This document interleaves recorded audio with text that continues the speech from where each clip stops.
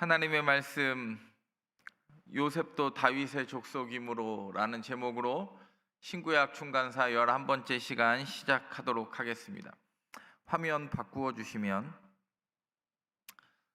안 듣다가 들어도 은혜가 될 줄 믿고 처음 들어도 재밌게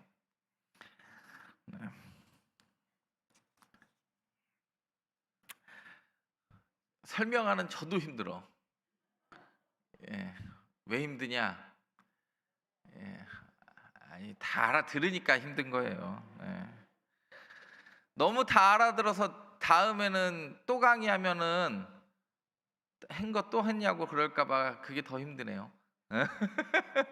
그래도 한번 열심히 해보겠습니다. 오늘 한번 따라해 보겠습니다. 요셉도 다윗의 족속이므로.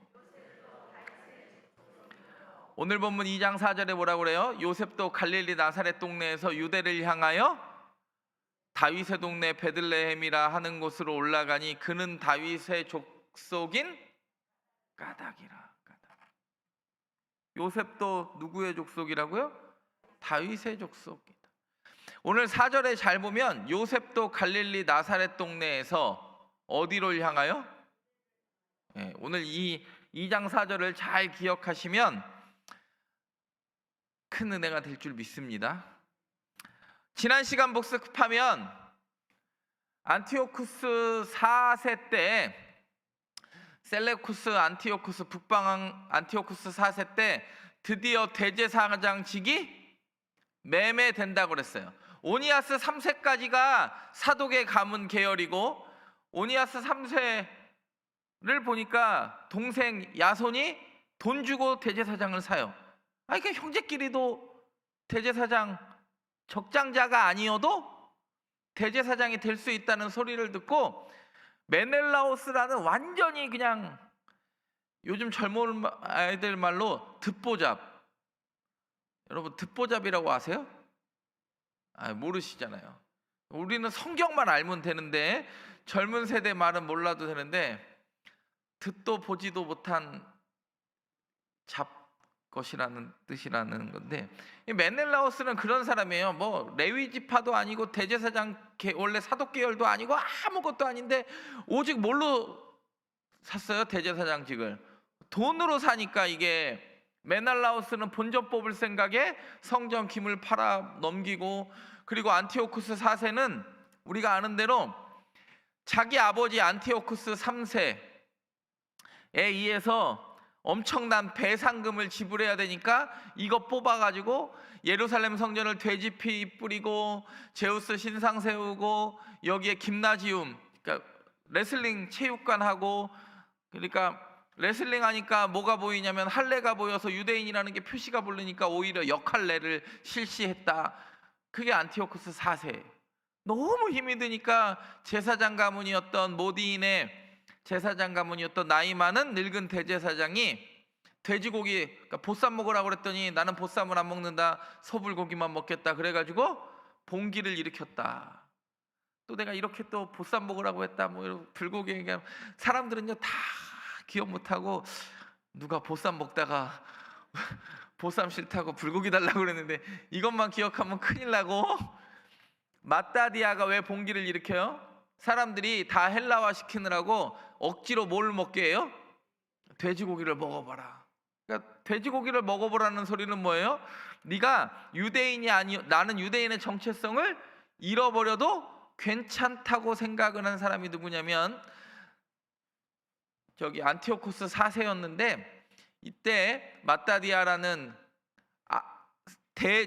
대제사장 가문이 아들이 몇 명 있었냐면 5명 있었습니다. 그래서 봉기를 일으켜가지고 게릴라 전투를 시작합니다. 그래서 이 게릴라 전투가 누구 때 성공을 하냐면 마따디아는 금방 일으키자마자 죽고 세 번째 아들이었던 유다 마카비아에 의해서 예루살렘 성전이 회복되고, 그 성전이 회복되는 날을 뭐라고 이야기한다고 그랬어요? 수전절. 예수님이 수전절이 이름의 때는 겨울이라. 요한복음 10장의 말씀을 지난 시간에 나누었습니다. 그리고 오늘 본문은 이런 거예요. 드디어 유다 마카비 제사장 가문이 반란을 일으켜서 예루살렘을 드디어 그동안 누가 다스렸어요? 실제로는 아수르, 바벨론, 헬라, 그리고 헬라에 나눠진 프톨레미랑 셀루쿠스가 다스렸던 이 시대를 끝나고 다시 주전 586년 전처럼 유다 사람들이 어디를 다스리냐면 예루살렘을 다스리는 100년의 시대를 하스몬 왕조, 하스모니안 왕조라고도 하는 하스몬 왕조의 100년을 오늘과 다음 주 수요일 2주 동안 하려고 합니다. 여러분 지금 A4 용지 다 받았어요? 이제 A4 용지 이제 피셔도 돼. A4 용지 피시면 안 받은 사람 손 들어보세요. 여기 안 받은 사람 손 들면 지금 우리 목사님들이 갖다 줄 거예요. 여기 네, 갖다 주시고, 네, 손 드시면 갖다 드립니다. 네, 그래서 여러분 A4 용지를 딱 피면 뭐가 나와? 요게 나오는데 형제 세습이 일어나면 나라가 막 평안해요, 안 평안해요? 시끌벅적한 게 형제 세습이고, 부자 세습이 되면 어느 정도 교통 정리가 된 거예요. 지금 제 말 무슨 말인지 이해가 되세요? 오늘은 그래서 어디까지 할 거냐면 1번부터 몇 번까지 할까요? 5번까지 하려고 그래요. 그리고 다음 주에 6번부터 헤롯 대왕 시작할 때까지 하려고 합니다. 여러분 정신 바짝 차리고 A4 용지 유빈이 유라 받았니? 아, 네. 지금부터 시작하도록 하겠습니다. 형제 세습의 시대는 여러분 마따디아가 반란을 일으켰습니다. 뭐 때문에? 예배 한번 잘 드려보고 싶은 열망 때문에. 여러분 돼지고기 먹는 게 예배랑 굉장히 상관이 있잖아요. 우리는 돼지고기 먹어도 돼요, 안 돼요? 돼요. 얼마나 감사해?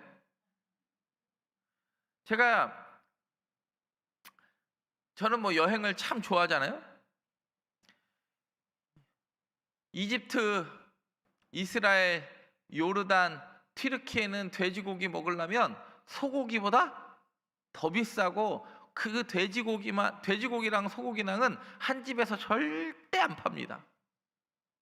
절대 팔 수도 없어요. 소고기랑 양고기는 같이 팔아도 돼지고기는 지정한 장소에서만 팔아야 돼요. 그리고 나머지는 섞어 팔 수 없어요. 근데 예전에 튀르키예, 그리스를 여행하는데 튀르키예에선 돼지고기를 못 먹잖아요. 근데 유럽은 기독교 국가들이니까, 정교회 국가니까 돼지고기를 먹잖아요. 수블라끼랑 뭐 이런 거. 굉장히 은혜가 되더라고요. 그리스부터 마음이 편안해지기 시작하는데 이탈리아 파스타보다 더 맛있는 게 돼지고기예요. 그 향만 맡아도 기분이 좋더라고요. 형제 세습은요, 드디어 우리가 아는 대로 지도 보시면, 죄송합니다, 가게도 보시면, 마따디아는 사실 반란을 일으키자마자 게릴라 시작하고 1년 만에 죽어요. 실제로는 누가 이 반란의 핵심자였냐면 우리가 아는 대로 1번 누구? 세 번째 아들 유다 마카비. 요 사람이 뭘 회복하죠? 예루살렘 성전을 다시 회복해요. 그동안 예루살렘 성전에 제우스 신상이 있고 돼지 피가 막 그 번제단에 발라지고 막 이러니까 그걸 깨끗하게 하고 성전을 회복하는 날을 수전절이라고 그랬어요. 근데 보시면 유다 마카비에서 어디로 가요? 막내 아들로 갔다가 둘째 형으로 가는 거예요. 지금 제 말 이해가 되세요? 그리고 둘째 형 때부터는 뭐가 쓰여져 있어요? 왕관이 있어요. 그러면 시몬 때부터 무슨 칭호를 붙이기 시작했다는 거예요? 왕이라는 칭호를 드디어 붙이기 시작했다는 거예요. 제 말 지금 이해가 되시죠? 그래서 오늘 유다 마카비에 대해서 하고, 막내 아들 요나단, 그리고 왕의 칭호를 붙이기 시작하는 시몬, 그리고 요한 힐카누스 1세, 아리스토블로스 1세까지 오늘 하는 건데, 하스모니안 왕조. 여러분 이거 못 가리키면 여러분들이 이해를 못한 게 아니라 누가 못 가르치는 거라 그랬어? 제가 못 가르치는 거예요. 나는 제가 못 가르치는 거예요. 근데 대부분 사람들은 그런 얘기를 하더라고. 이걸 이렇게 설명할 수 있는 사람은 대한민국에 그렇게 많지 않다네 또. 아이고, 누가 보면 또 제 자랑인 줄 알까 봐 굉장히 좀 그렇긴 한데, 많지 않다네. 그리고 이렇게 잘 가르치는 사람도 많지 않다고 누가 또 그러네. 누가 그렇게 얘기를 한다는 걸 그냥 여러분도 아셔야 될 것 같아가지고. 네. 그러면 여러분들 지도를 보면 잘 보세요. 처음은 어디부터 나라가 확장될까요? 어디부터? 그렇죠. 예루살렘 성전 회복이 1차 목표였어요. 원래 얘네들이 반란을 일으킨 건 나라를 건국하려고 했던 거예요? 예배를 회복하려고 했던 거예요? 제사장이 반란을 일으킨 건 다시 유대의 나라를 회복하거나 뭔가를 하려고 했던 게 아니에요. 여전히 남의 나라의 지배를 받아도 옛날에 안티오쿠스 3세나 프톨레미 왕조의 시대처럼 예배의 간섭을 받지 않으려고 그랬던 거예요. 근데 하다 보니까 나라가 세워지고 왕이라는 신호를 만들 만큼 어느 정도 땅이 확보가 되는 거예요. 그러면 요게 이제 여러분 다음 시간에 하는데, 실제로 이제 다음 시간에 보면 이 하스모노 왕조가 잘 나갈 때는 솔로몬 왕 때의 나라의 크기까지 회복해요. 이건 다음 시간에 하는데, 요 지도를 잘 보시면 원래는 예루살렘을 먹었다 점점 더 나라가 확장되는 이야기, 그리고 다음 시간에 그 정점에 일어났다가 여러분 아시죠? 아수르, 바벨론 모든 나라는요, 헬라도 그렇고 정점에 딱 이르면 정점을 쭉 유지해요, 내려앉아요. 바로 내려앉아요. 그러니까 다음 시간에는 정점도 나오고 나라가 망하는 이야기도 다음 시간에 나옵니다. 야, 진짜 대한민국에서 이걸 알아듣는 교회는 우리 교회밖에 없다라고 저도 생각하며 가르칩니다. 그래서 마따디아에서 유다 마카비까지는 우리가 지난 시간에 했어요. 마따디아가 반란을 일으키고 돼지고기 먹으라니까 죽여서 이제 게릴라 전투를 하고 주전 164년에 드디어 예루살렘 성전을 회복하고 그것을 기념한 절기 수전절을 만들었습니다. 그래서 안티오쿠스 3세는 대왕이라고 불린다 했어요. 대왕이라고 불린다고 그랬어요. 근데 안티오쿠스 3세가 우리가 아는 대로 동방 정복하고 남방 정복하고 서방 정복하다가 튀르키예에서 누구랑 맞붙어요? 터키에서 로마랑 맞붙다가 로마한테 져가지고 엄청난 배상금을 물게 되는데, 그래서 안티오쿠스 3세의 두 아들 누구? 셀루쿠스 4세와 안티오쿠스 4세는 이거 할게요. 여러분 안티오쿠스 3세는 대왕이라는 메가스, 알렉산더도 무슨 칭호를 받아요? 메가스. 이거를 영어로는 더 그레이시라고 표현하고 우리는 대왕이라는 표현을 씁니다. 그래서 안티오쿠스 3세는 이게 원래 얘네들이 더 많은 아들이 있는데 왕된 아들만 제가 추려서 이 족보를 지금 표시한 거예요. 이 안티오쿠스 3세는 큰아들이었던 누구? 셀루쿠스 4세한테 줘요. 근데 얘는 10년도 못 다스려. 왜?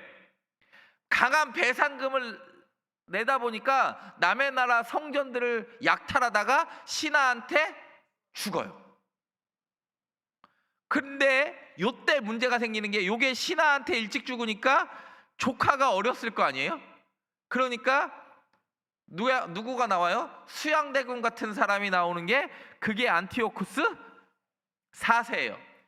제가 말씀드렸대요. 에피파네스, 신의 현현이라고도 불리고 에피마네스, 미치 광이 한 끗 차이라고 그랬어요.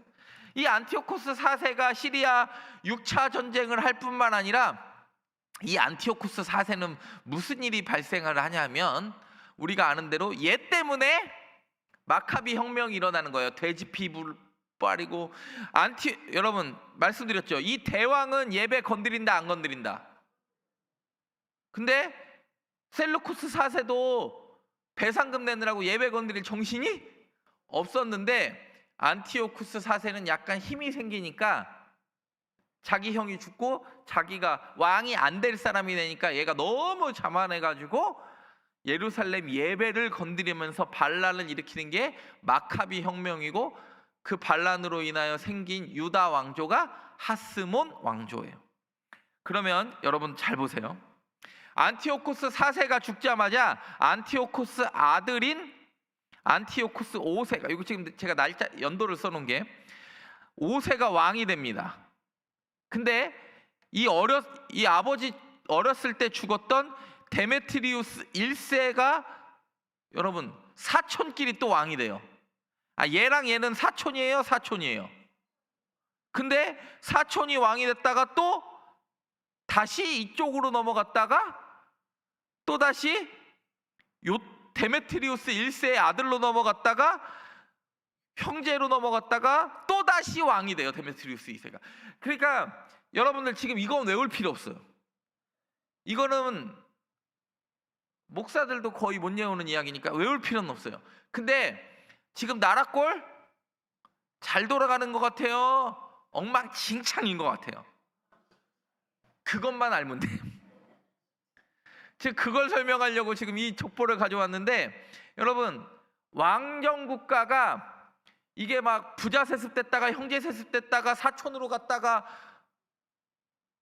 이렇게 되면 나라가 정상적으로 유지될 수 없어요. 셀루쿠스는 그러니까 자기네 내정이 문제가 생기니까 저쪽 변두리 이스라엘 건드릴 힘이 없어지게 생각하고, 우리가 지난번에 배웠던 파르티아가 또 지금 이란 쪽에서 또 쳐들어오니까 그 넓은 전선을 방어하느라고 이스라엘을 건드릴 수 그러니까 쉽게 얘기해서 제가 지난번에도 말씀드렸는데 이스라엘 자체가 힘이 있어가지고 유다 왕조 100년이 간 게 아니라 하나님이 그 모든 상황을 만져주셨다.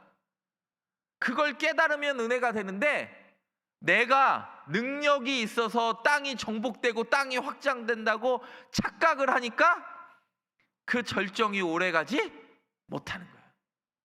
여러분 모든 것은 하나님의 은혜인 줄 믿습니다.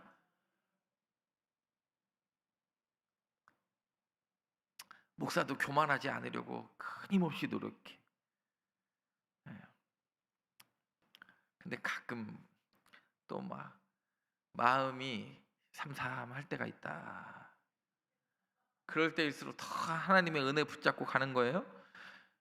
드디어 여러분 생각을 해보세요. 사독 가문이 원래 제사장을 해야 되는데 메넬라우스라는 사람이 돈 주고 샀어요. 그리고 원래 얘네들은 24반차 안에 드는 제사장 반열이지 대제사장 가문은 아니었어요. 근데 자기 형 유다 마카비가 성전을 회복하니까 대제사장보다 힘이 있는 사람이 누가 돼버린 거예요? 얘네 가문이 된 거야. 지금 제 말 이해가 되세요? 대제사장은 안티오쿠스 4세 때 돈 주고 산 애들이고, 이 성전을 회복한 사람은 돈 주고 산 정통성 없는 애들이 아니고 누가 된 거예요? 그나마 그래도 제사장이라고 불릴 만한 사람이 되기 시작하는 거야. 그러니까 야, 돈 주고도 대제사장 하는데, 그리고 이 성전 누가 회복시킨 거야? 나랑 우리 형 유다랑 우리 아버지 마따디아가 노력해서 회복한 거 같으니까 이 성전 내 거 같아요, 내 거 같아요. 교회는 주인은 오직 예수 그리스도인 줄 믿습니다. 여러분 교회에 주인 나타나면 망하는 거예요. 교회에 절대적 권력자가 나타나면 망해요.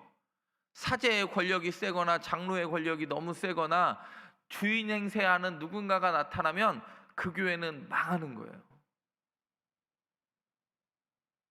성경이 그 모든 것을 증언하잖아요. 그래서 우리가 아는 대로 유다단이라는 사람은 몇 번째 왕이에요? 몇 번째 지도자예요? 두 번째. 저기 이제부터 족보 잘 봐요. 이 사람이 사독 계열이 아닌데 대제사장으로 자기 스스로가 등극해요. 그때 이 요나단이 누구한테 죽냐면 셀루쿠스 장군에 의해서 죽어요. 이거 보시면 유다 마카비도 셀루쿠스한테 죽고, 왜냐면 셀루쿠스가 아무리 자기네 내정이 힘들어도 얘네들 까부는 걸 어느 정도 제압할 수 있는 능력은 있을 거 아니에요. 요나단도 대제사장이라고 스스로 이제 등극하지만 셀루쿠스 장군에 의해서 죽어요. 그럼 이제 누가 남았어요? 그렇죠. 시몬이 드디어 자기 막내 동생이 이어받았던 그 대제사장직을 누구한테 이어받냐면 자기한테 이어받아. 그래서 드디어 이제는 이때부터를 진짜 하스몬 왕조의 시작이라고 보는 사람도 있어요. 대부분은 유다 마카비부터 하스몬 왕조의 시작이라고 보는데 이때부터 드디어 왕이라는 칭호를 써요. 이해가 되시죠? 누구부터? 시몬부터 왕이라는 칭호를 써. 그래서 제가 시몬부터 여러분들 이해하기 쉽게 세 번째 아들부터, 세 번째 지도자부터 위에다가 묘 표시해놨어. 여러분, 이 오늘 A4 용지만 갖고 있으면 오늘 집에 가서 한번 설명해봐. 집에 있는 딸과 자녀들에게 내가 오늘 마카비 혁명과 하스몬 왕조에 대해서 배웠는데, 한번 설명을 해야 저기 남도 이해시킬 수 있는 능력이 생겨요. 그래서 형제 세습의 시대적 요약을 하면 마따디아는 항쟁만 시작하고 일찍 죽었어요. 유다 마카비가 실질적으로 예루살렘 성전을 회복하고 수전절을 만들고 셀루쿠스랑 전쟁하다가 얘도 전사하고 요나단도 전사하고 시몬도 전사해요. 근데 시몬은 보면 시몬의 능력은 어디 있냐면 완벽한 왕가의 독립에 있어요. 그러면 드디어 이 시몬 때부터 무슨 세습이 시작돼요? 그러면 시몬은 왕으로 불리면서 왕권을 다진 사람이에요? 다진 사람이에요? 형제 세습을 종식시킨 사람. 여러분, 사우디아라비아도 이게 지금 그런 것 때문에, 원래 사우드 왕가 아닙니까? 사우드 왕가의 아라비아라는 거예요. 아라비아 반도에. 근데 지금 빈살만이 왕이에요? 왕세자예요? 왕세자인데 실질적으로는 빈살만이 사우디를 통치하고 있는 거예요. 왜요? 빈살만 아버지 때까지 그 일대 사우드 국왕에 의해서 다 무슨 세습이었어? 형제 세습이었어요. 형제 세습. 근데 이 사우드 왕가에 드디어 뭐의 시작을 알린 사람이에요? 빈살만이. 부자 세습을 알린 사람이에요. 최초로 지금. 왜냐하면 일대 국왕인 사우드가 모든 형제가 죽을 때까지 부자 세습은 없다고 했는데, 아직 형제들이 다 죽지 않았는데 그 빈살만의 아버지가 이제 형제 세습은 끝이고 하는 것을 종식하면 누가 힘이 엄청 세졌다라는 거예요. 지금 빈살만의 아버지랑 이 빈살만의 힘이 세졌다는 소리예요. 드디어 뭐가 시작되니까. 그러면 시몬은 이 혼란하고 처음에 예루살렘 성전만 먹으려고 했던, 그러니까 두 번째 요나단도 왕이 되려고 하지 않고 뭐만 되려고 그랬어요? 예배 회복이 목적이었으니까 대제사장만 되려고 그랬어요. 근데 이 누구 때부터? 시몬 때부터 시작해가지고 이제 강력한 정치적 안정이 이 하스몬 유대 왕가에 꿰어지기 시작합니다. 근데 중요한 사실, 이 시몬의 아들 요한 힐카누스 1세는 그냥 느낌상으로 한번 보세요. 거기 써 있을 건데 오래 다스려요, 조금 다스려요? 봐봐요. 요한 힐카누스 1세가 오래 다스려요, 조금 다스려요?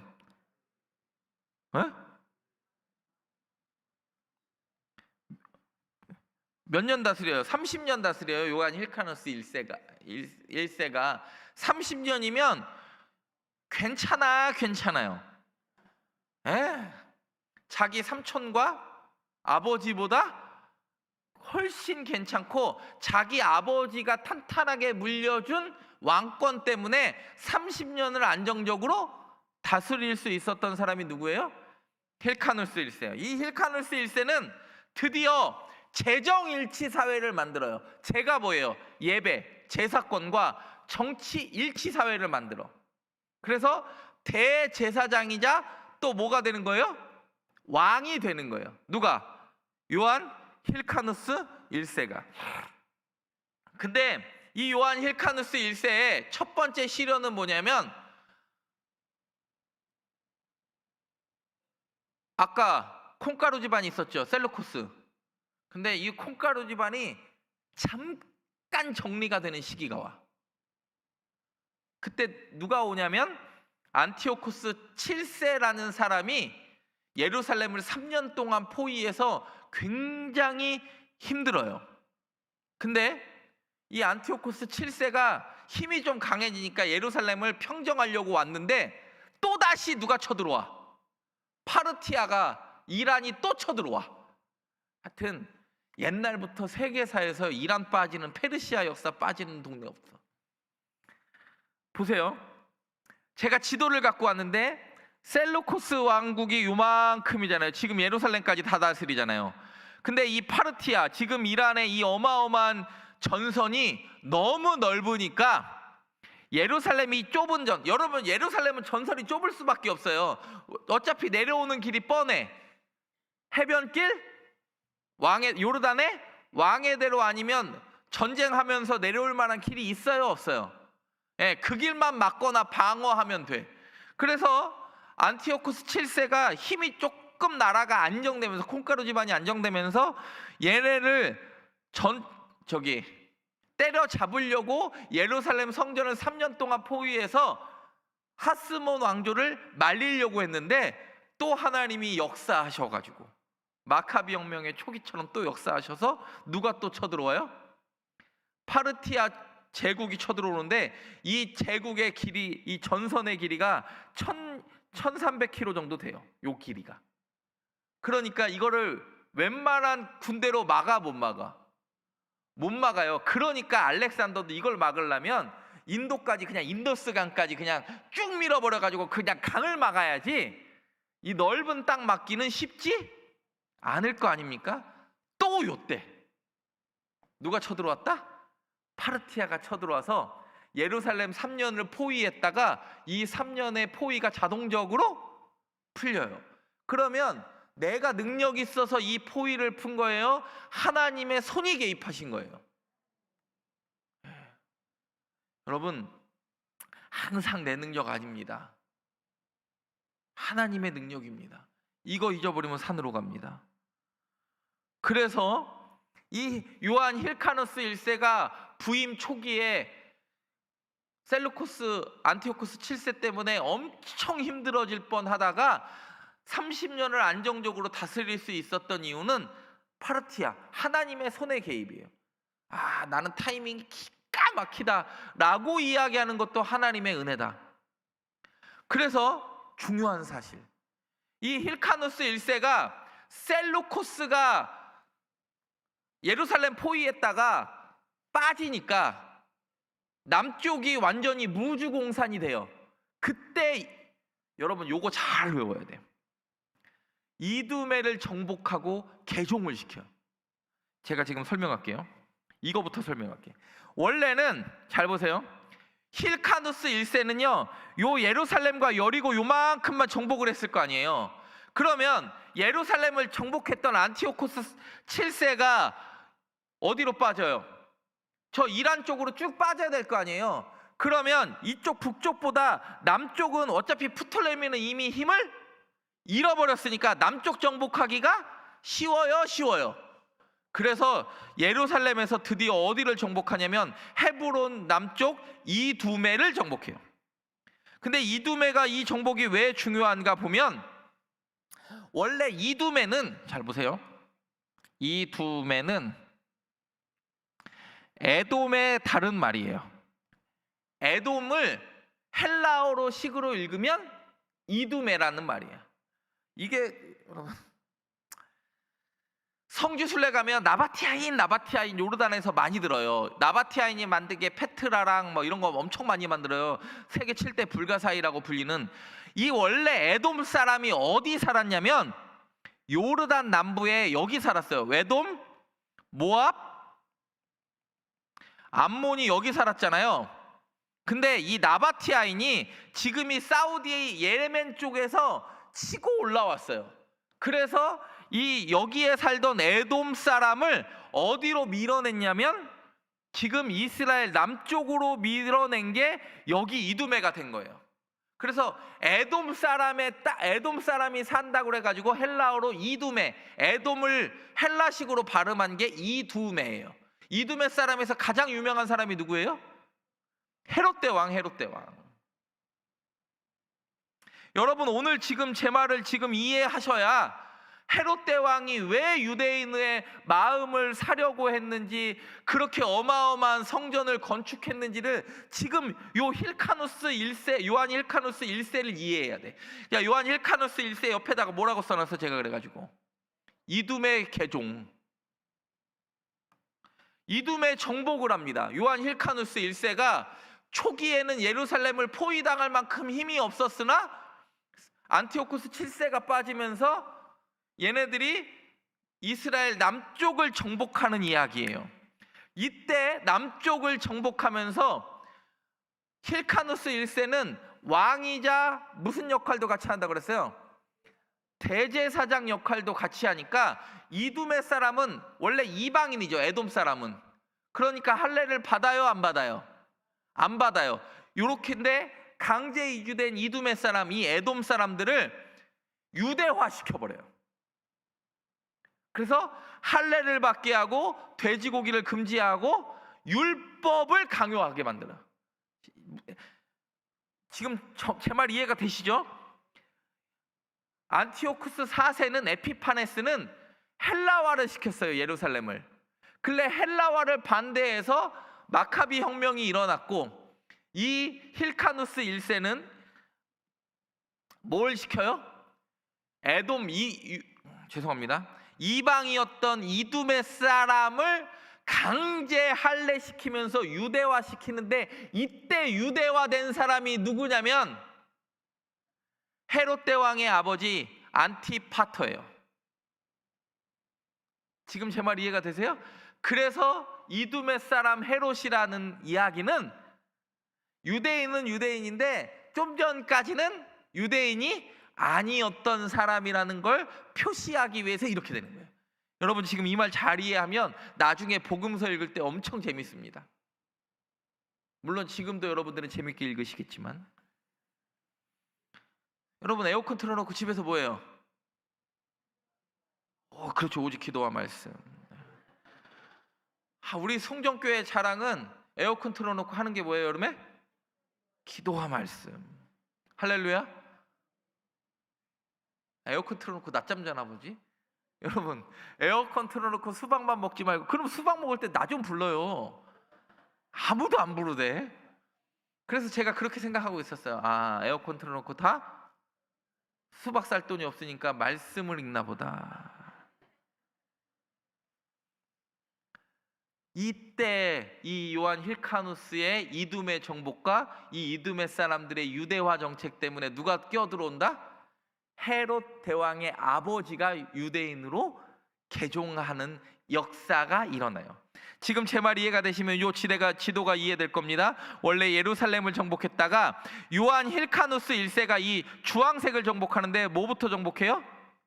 그렇죠, 이두메, 그리고 북쪽을 정복하고 서쪽을 정복하는 거예요. 이해되셨죠? 이거 이두메 이해됐어요? 원래는 요르단 남쪽에 살다가 나바티아인 때문에 그 페트라 건축하는 나바티아인 때문에 강제 이주당한 에돔 사람을 이두메라고 부른 거다. 이두메랑 에돔은 같은 말이다, 같은 말이다? 같은 말이다. 그리고 또 어디로 들어가요? 남쪽을 정복했으니까 북쪽 사마리아까지 정복하는 사람이 누구예요? 요한 힐카누스 1세예요. 이때 요한 힐카누스가요 너무 많은 일들을 해요. 남쪽을 정복할 때는 이두메 사람들을 강제, 에돔 사람들을 강제 할례받게 했고, 북쪽을 정복했을 때는요 그리심산에 있는 성전을 부셔버려요. 왜? 대제사장 입장에서는 예루살렘 말고는 성전이 필요해요, 안 필요해요? 안 필요해요. 근데 그래서 요한복음 4장에 우물가의 여인이 뭐라고 이야기해요? 원래 얘는 지금 성전이 있다는 얘기예요, 없다는 얘기예요? 없었는데 우리 조상들은 이 산에서도 예배했다고 표현하는 게 요 힐카누스가 뭘 부셨기 때문에, 그리심산 성전을, 사마리아 성전을 부셨기 때문에 이 요한복음 4장에 그 이야기가 나오는 거예요. 그리고 우리가 아는 대로 예전에 메넬라우스가 대제사장이 성직 매매하니까 무슨 파가 이제 점진적으로 생긴다고 제가 말씀드렸죠? 네. 돈 주고 사니까 돈 주고 사는 권력에 붙은 사람을 우리가 뭐라 그래요? 사두개파라고 그래요.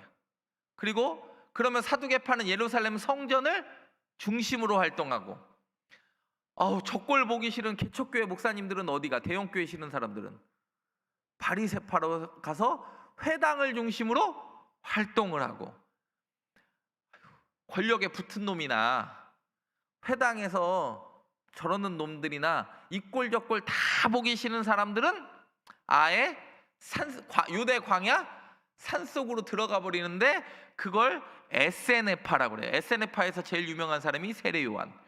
그리고 나는 정치적으로는 독립이 이루어나지 않는다고 생각해가지고 항상 칼 차고 다니는 사람을 뭐라 그래요? 여기 발목에 칼 차고 다니는 사람 뭐라 그래? 셀로땅이라고 불러요. 지금 제 말 이해가 되셨습니까? 이해가 안 돼도 제가 사순절천에 이거는 설명한 것 같은데, 분기에 한 번씩 설교해도 여러분은 아침마다 새롭고 늘 새로우니까 목사가 얼마나 감사한지 몰라. 지난주 설교 이번 주에 해도 또 새롭게 들으실 줄 믿고, 그런 일은 생기지 않겠지만 지금 제 말 이해가 되세요?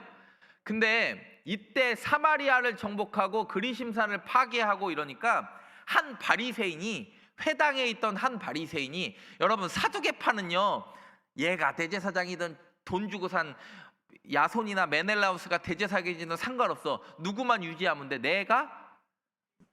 내 권력만 유지하면 되는 게 사두개파예요. 근데 바리새파는요 개척교회 목사니까 할 말 하잖아. 이때 힐카누스한테 이런 얘기를 합니다. 너 무슨 권리로 네가 대제사장이자 왕의 역할을 쓴소리를 하는 사람이 나타나요? 그게 어디에서 나타나요? 바리새파에서 나타나. 그러니까 힐카누스 1세가 보기에는 굉장히 보기가 은혜로울까요? 불편할까요? 그래가지고 바리새파랑 완전히 갈라서고, 더 누구를 붙잡을까요? 항상 우리 편이었던 사두개파를 더 붙잡는 사람이 이 사마리아 정복할 때 일어나. 사마리아 올라가니까 누가 왔다고요? 바리새파. 이름은 안 나와요, 외경에. 지금 제 말 이해가 되셨어요? 예루살렘을 정복했습니다. 처음에 하스본 왕조는 힐카누스 1세 때 안티오쿠스 7세가 이제 파르티아 왕국이 쳐들어오는 것 때문에 이두메를 정복해가지고, 이때 헤롯대 왕의 아버지가 유대인 되고 할례받고, 그리고 사마리아를 정복하는데 이 세겜의 그리심산에 얘네 원래 있던 사마리아 성전을 부셔버리는데, 바리새인 한 명이 와가지고 네가 무슨 권리로 대제사장 하느냐, 그 꼴 보기 싫어서 바리새파는 손절하고 누구를 더 붙잡아요? 원래 자기의 공고한 지지 세력이었던 권력을 좋아하는 인간들이 누구예요? 사두개파를 더 붙잡는 거예요. 지금 제 말 이해가 되십니까? 이제는 끝나려고 합니다. 드디어 요한 힐카누스 1세가 영토를 많이 넓혔어요. 그 다음에 요한 힐카누스의 가장 큰 아들이었던 누가 왕이 됩니까? 5번이 누구예요? 오늘 여기까지 하는 거예요. 요한 아리스토블러스 1세가 되는데 드디어 갈릴리를 정복합니다. 이 사람이. 어딜 정복한다고? 최초로, 아까 누가 최초로 왕이 됐다고 그랬어요? 그렇죠. 시몬이 왕이 됐는데 드디어 대제사장에 대한 왕 바실레우스라는 그 헬라식 표현을 쓰기 시작해요. 아니 근데 원래는 시몬부터 왕이라고 보통은 합니다. 근데 공식적으로는 얘부터 왕이라는 표현을 쓰고 즉위 과정에서 이 아리스토블레스는 딱 봐도 1년 정도밖에 통치 못하잖아요. 근데 얘의 1년이 신약에 엄청나게 영향을 미쳐요. 지금 제 말 이해가 되세요? 얘의 1년 때문에 예수님이 갈릴리 가서 살게 되고 얘의 영향 때문에 오늘처럼 갈릴리에 살던 예수님이 호적하라 유다 베들레헴에 왔다가 다시 나사렛으로 가는 일은 다 누구 때문에 생기는 일이냐면 이 아리스토블러스 1세 때문에 생기는 거예요. 이 아리스토블러스 1세는요 1년 동안 통치한 거 보니까 사고를 많이 쳤을까요? 많이 쳤을까요? 네, 완전히 이 사람이요 자기 어머니도 굶겨 죽이고 자기에게 정적이 될 만한 형제들을 죽여버리고, 옛날 나중에 나오는 헤롯 대왕 생각나죠? 그리고 가장 신뢰하던 동생 안티고노스마저 죽여버립니다. 그리고 1년 만에 죽습니다. 근데 중요한 게 이 사람이 정복하는 게 누구냐면 갈릴리 북부와 이두레 남부, 지금의 레바논이에요. 잘 보세요. 지금부터 설명합니다. 드디어 여러분 아리스토블러스 1세 때 뭘 해요? 이두메랑 사마리아와 베레아를 정복해요. 그리고 지금 누구 때? 이 사람이 지금 아리스토블러스, 죄송합니다, 요한 힐카누스 1세 때 이렇게 정복하고 아리스토블러스, 그의 아들 아리스토블러스가 드디어 갈릴리와 이두레, 보이세요? 이두레? 헬몬산 위까지 정복해요. 이 헬몬산 위로 넘어간 사람은 딱 성경에 그전에는 두 사람밖에 없어. 다윗과 솔로몬밖에 없어요. 다윗과 솔로몬 이전의 영토까지 올라가고 그 위에까지 이제 더 올라가는 게 나중에 나와요. 아리스토블러스 1세가 왜 중요하냐? 이두레까지 정복을 하는데 여러분 잘 보세요. 원래 유다 지파는 예루살렘이 마지노선이었어요. 유다 지파가 땅을 분배받은 건 예루살렘이 마지노선이었어. 근데 지금 얘가 정복한 건 어디까지? 스불론과 납달리와 이 북쪽 이두레까지 정복을 한 거예요. 옛날 땅. 그러면 여기는, 여기 동네 원래 살던 사람은 이미 아수르에 의해서 피가 다 섞였어요? 섞였어요? 피가 다 섞여가지고 이제는 도무지 쓸 수 없는 사람들이에요. 유대인이라고 불릴 수 없는 사람이에요.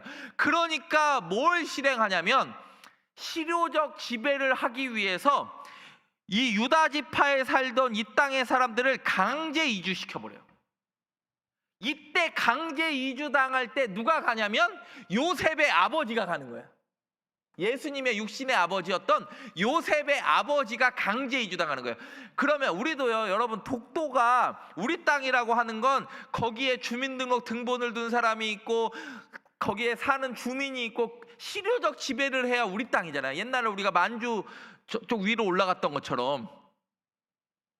그러면 생각을 해보세요. 유다에서 사두개인이나 잘 먹고 잘 살던 애들을 강제 이주시켰을까요? 별 볼 일 없는 애들을 강제 이주시켰을까? 당연하죠. 왜 강제 이주시키냐면 언제 또 셀루쿠스가 힘이 강해져서 또 밀고 내려올지 모르잖아요. 그러니까 그걸 방어하기 위해서 여기에 있던 유다 지파 중에 별 볼 일 없던 사람들을 강제 이주시키니까 예수님 당시에 나사렛 갔다가 베들레헴 오는 일이 발생을 하는 거고, 이렇게 사는 건데, 그래서 스불론과 납달리, 이 갈릴리오서 주변, 그리고 성경에 뭐라고 그러냐면 이사야 9장 1절에 스불론과 납달리 땅이 멸시를 당하게 하셨더니, 왜? 아수르에게 명하서 피 섞였으니까. 해변길과 요단 저쪽 이방의 갈릴리를 영화롭게 하셨느니라. 그리고 나사렛은 또한 마태복음도 뭐라 그래요? 스불론과 납달리 지경 해변에 있는 가버나움에 가시니, 마태복음 4장 15절대로 뭐라 그래요? 스불론과 납달리 땅은요, 그러니까 나다나엘이 묻습니다. 뭐라 그래요? 갈릴리에서 선한 것이 날 수 없다라고 증언하는 거예요. 왜? 그의 조상들이, 저 동네 사람들은 원래 별 볼 일 없었고, 그리고 사람들이 무슨 의심을 품어요? 쟤네들이 저기 있다가 이방 사람들이나 사마리아 사람들하고 피 섞였을지도 모르니까 저 별 볼 일 없는 사람들을 통해서 어떻게 하나님이 일하시겠습니까? 이렇게 물어요. 지금 제 말 이해가 되십니까? 네. 오늘 여기까지 하는 거예요. 드디어 누가? 요한 힐카누스 1세가 이두메를 정복하고, 중요하죠? 그리고 아리스토블레스 1세가 뭘 해요? 드디어 갈릴리와, 그렇죠, 그 북쪽을 정복해가지고 예수님의 육신적 조상이 유다 지파였지만, 베들레헴이 원래 고향이었지만 어디 가서 살게 되는, 그렇죠, 갈릴리 납달리와 스불론 땅에 가서 살게 되는 일이 발생합니다. 그래서 드디어 갈릴리가 원래는 아수르 때문에 완전히 피섞이고 지저분한 도시였지만 유대화돼요. 그러니까 다 바꿔 이야기하면 무슨 얘기입니까? 할례 받은 사람들이 가서 살게 되고, 이때 회당들이 만들어지는 거예요. 그리고 오늘 성경 말씀대로 요셉도 누구의 족속이므로? 다윗의 족속이므로.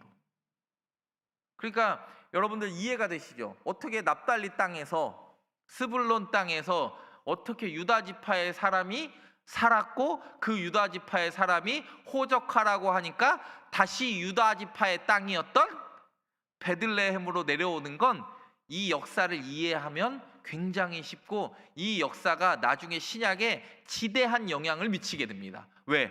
아까 헤롯이, 이둠의 정복 때문에 헤롯이 편입됐고, 그리고 나사렛을 다시 납달리와 스불론 땅을 정복해서 여기 있는 유다 사람들을, 그러니까 유다 지파들이 그쪽에서 강제 이주돼서 살았는데, 그 중에 조상이 누가 꼈다?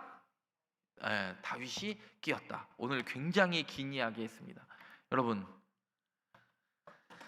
갈라디아서 4장 4절에 뭐라 그럽니까? 때가 참해. 하나님이요, 눈에 보이진 않지만 제국의 역사를 흔드셔서도 하나님은 하나님의 일들을 하실 수 있는 분인 줄 믿습니다. 여러분, 그 하나님 신뢰할 수 있는 저와 여러분 되기를 바랍니다. 진짜 이렇게 집중력을 가지고 들을 수 있는 건 대한민국의 송정교회밖에 없는 줄 믿고, 저도 다음 시간에 6번 지도자부터 준비하도록 하겠습니다. 기도하겠습니다. 하나님 감사합니다. 에돔 사람 헤롯이 유다인 된 것과 유다 지파였던 예수님의 조상들이 왜 납달리와 스불론 땅에 거주했는지를 우리가 또 오늘 성경을 통하여, 그리고 옛 이야기를 통하여 배웁니다. 날마다 하나님의 뜻을, 하나님의 때를 밝히 깨달아 아는 하나님의 백성 되게 하여 주옵소서. 지금은 비록 희미하지만 그때에는 완전히 주를 보리라 결심하는, 하나님의 시간과 하나님의 개입을 신뢰할 수 있는 우리가 되게 하여 주옵소서. 예수님의 이름으로 기도드립니다. 아멘.